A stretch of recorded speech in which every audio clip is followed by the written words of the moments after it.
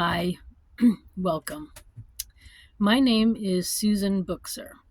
I am running for president under the name Susan Buchser-Lochocki, or Susan B. Lochocki, or Susan B.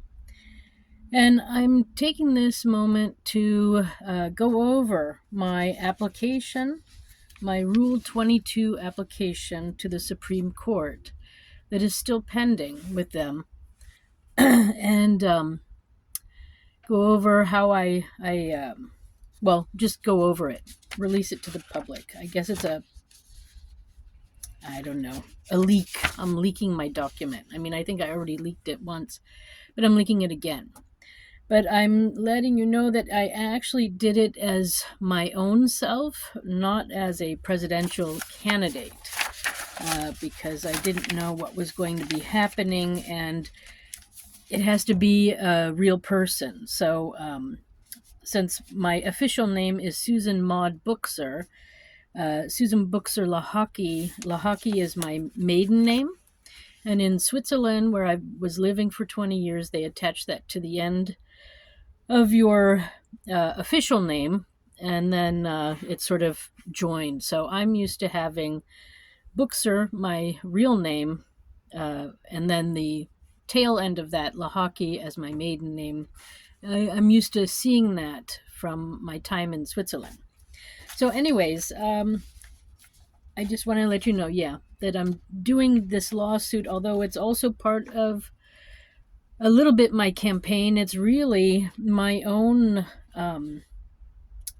product. It's from my heart. And it's for you, the American people, and for me, and for my daughter, and your children too. So I'm gonna, in this video, go over the actual document that I made, and then I think I'll make another video quickly on the arguments and how they presented them to me to state that it's not a good application or something. How the court works. They make you question your legality of what you're doing if you do it pro se. So this is a pro se lawsuit, it's called a application under Rule 22 of the Supreme Court, and it's known as Buchser versus the U.S., and that means all 50 states. So, application to an individual justice per Rule 22 is what I did. So it says, attention, United States of America, Supreme Court. I have a proof of service that I sent it to the people that were necessary. I am a pro se petitioner. And then it goes on to say that the respondents are all 50 states and territories.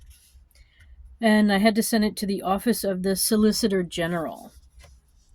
And then it says, I, Susan Maude Buchser, do swear or declare that on this date, as required by the Supreme Court Rule 29, I have served the enclosed petition on each party of the above, and proceeding or parties' counsel, and every other person required to be served by the petition by the depositing of an envelope of the above documents in the mail within 3 days. And it was also sent to the Supreme Court of the United States. Attention, Chief Justice, Justice John G. Roberts, Jr. And I sent this, I think, at the end of February. They apparently got it on March 8th. And then I also sent it to the Solicitor General per what was required. And then you have to get a notary statement, and I have that too. And you also need to say how many words are in here. And so then comes the cover letter. And the cover letter says, "Attention, Chief Justice of the United States of America Supreme Court, Justice John G. Roberts, Jr. Application to an individual justice." Then the case is, well, I don't think I have a case number. And it's an application to an individual justice listed above Rule 22. And then it was also to the 50 states and the territories of the United States of America via the Office of Solicitor General. And those are the respondents. And then I had to declare, I executed this in the territories. I executed within the United States, its territories, possessions, and Commonwealth. I declare under penalty of perjury that the foregoing is true and correct. Okay, then now there are no addresses on here, so now I can show you. So the question, when you do a Rule 22, you present a question. And the question is it constitutional to force U.S. citizens to register to vote so that their vote gets counted? So there we go. That's what it's all about. It's a simple question. And it's end of June. I sent it end of February, and we're still going back and forth. I'll get into that in a little bit. Then it says the list of parties, and it says pro se petitioner SUSAN MAUDE BUCHSER versus all 50 states in the United States of America and territories respondents. So it looks like that.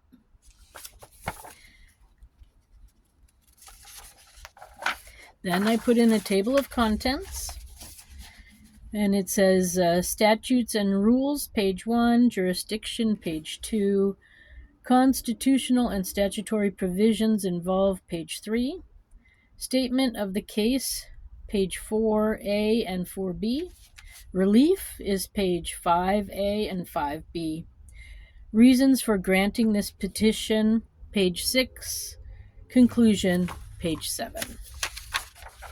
Let me show you.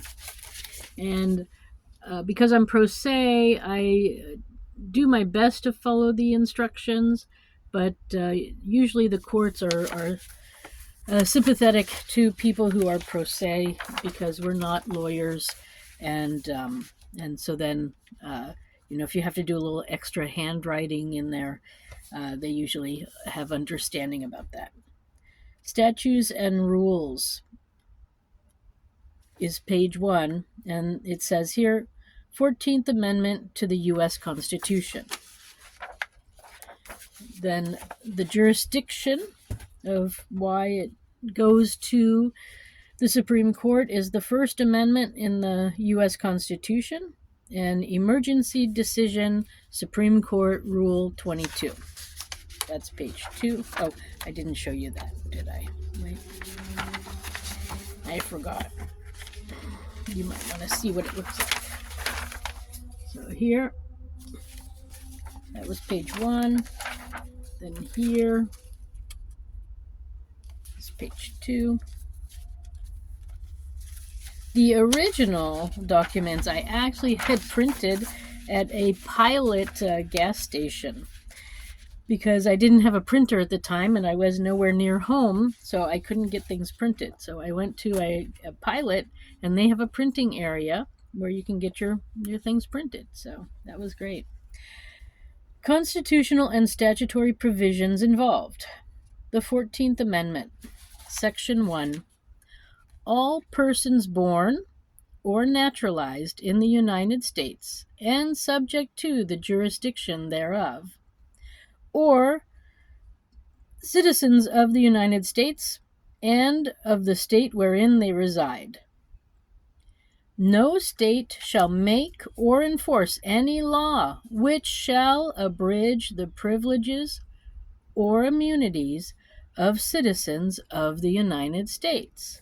nor shall any state deprive any person of life, liberty, or property without due process of the law, nor deny any person within its jurisdiction the equal protection of the laws.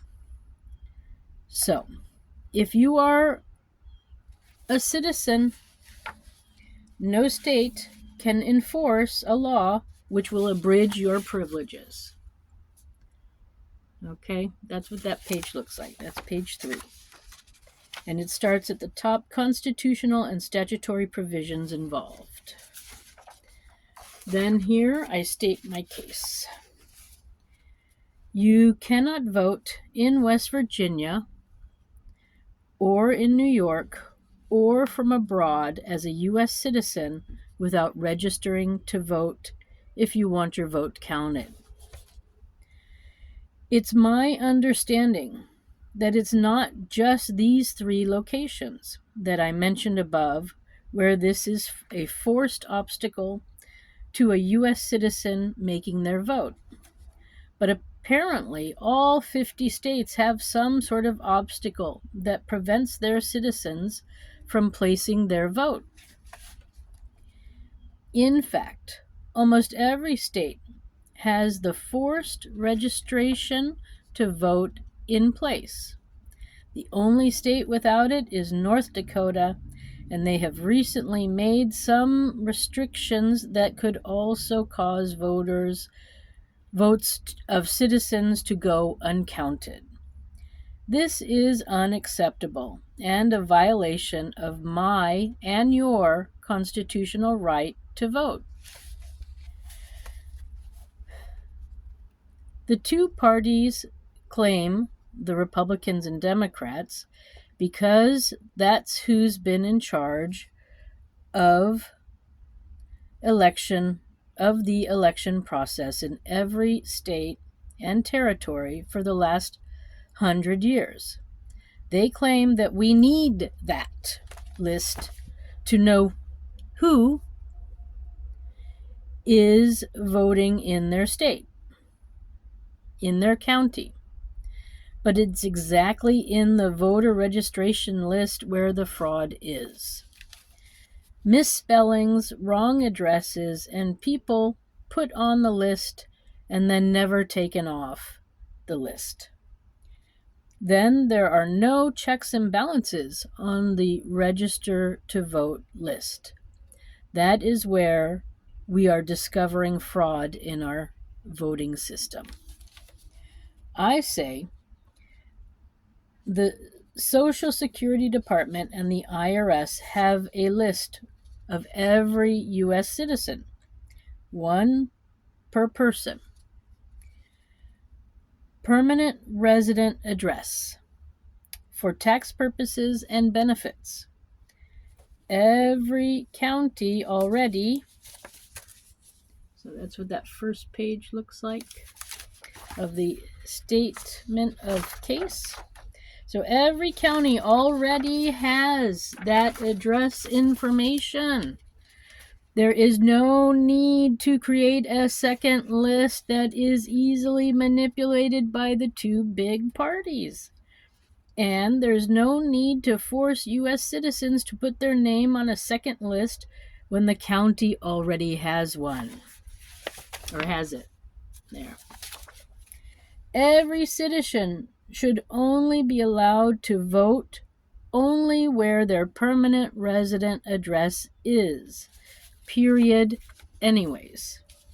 Registering to vote is an extra step, an obstacle, when all we need to do is walk in the door of a town hall and prove who we are to vote.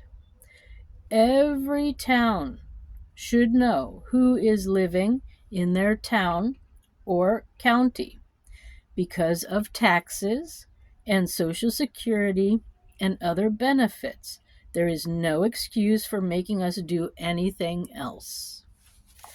Then, it's within the list of registered voters where the fraud is.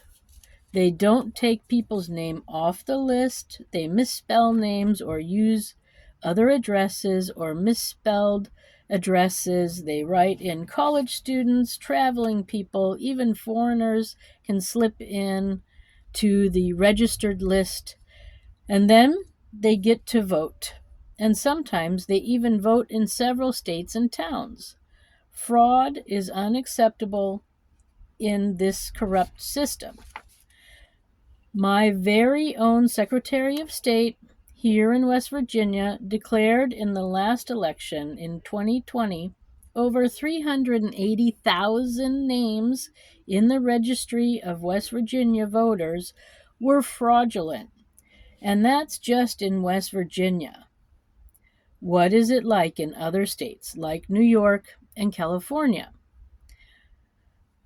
More recently, Donald Trump discovered in Georgia that there were more votes over the population in some districts during the 2020 election.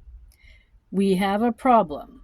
The states have found a way to manipulate and disenfranchise voters once again. So that's page 2, 4B. That's what it looks like.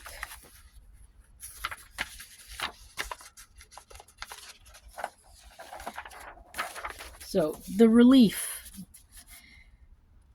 I want my vote and all of our votes counted.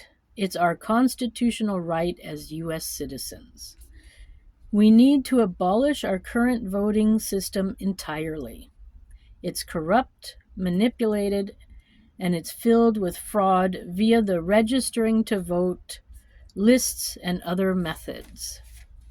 We need to declare a state of emergency in our country and immediately begin steps for a new election. A team needs to be set up to organize a constitutional way of voting. We need to abolish the act of registering to vote and take the Social Security and IRS list of addresses of permanent residence for all U.S. citizens.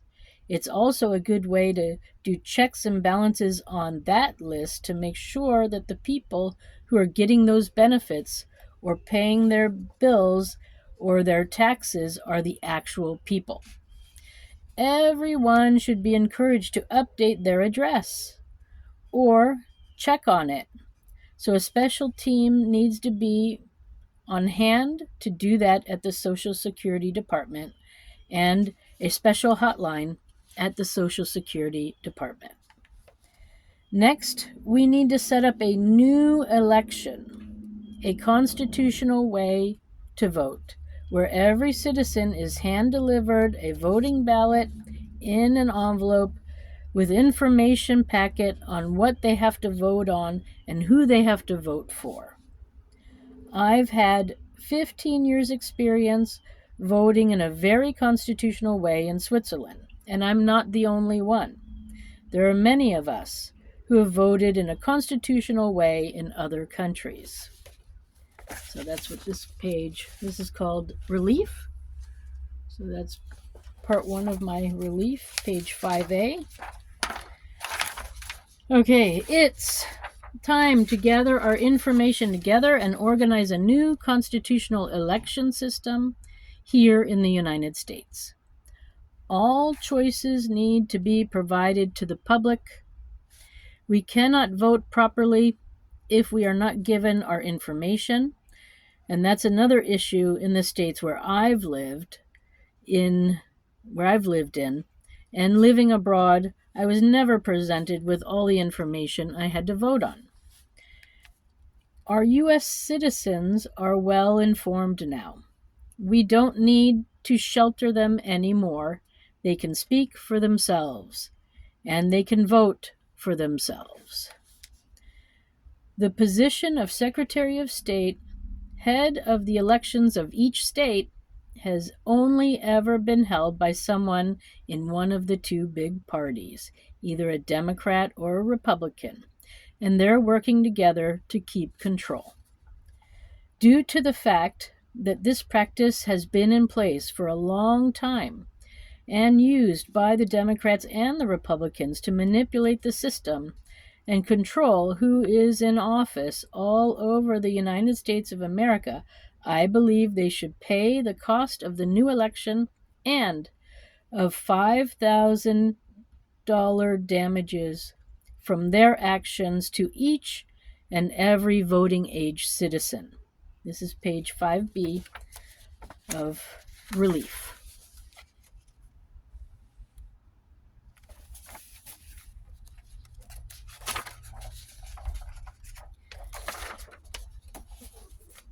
Then, reasons for granting the petition. This petition of emergency should be granted. Myself and all other voting age U.S. citizens have had our constitutional civil rights violated for years and decades. We currently have illegal, fraudulent people in office pretending to be legally voted in, and that includes everyone in Congress, the President, the Vice President of the United States, and of course all the elected officials in the states and the counties. We need to have a new election that is legal and constitutional without corruption. It's my right as a U.S. citizen, and also yours, to have our vote counted and not manipulated. Since every state knows about this issue, I sent emails to them all. I started 2 years ago about this issue in my federal district court here in the northern part of West Virginia, and they're still continuing to process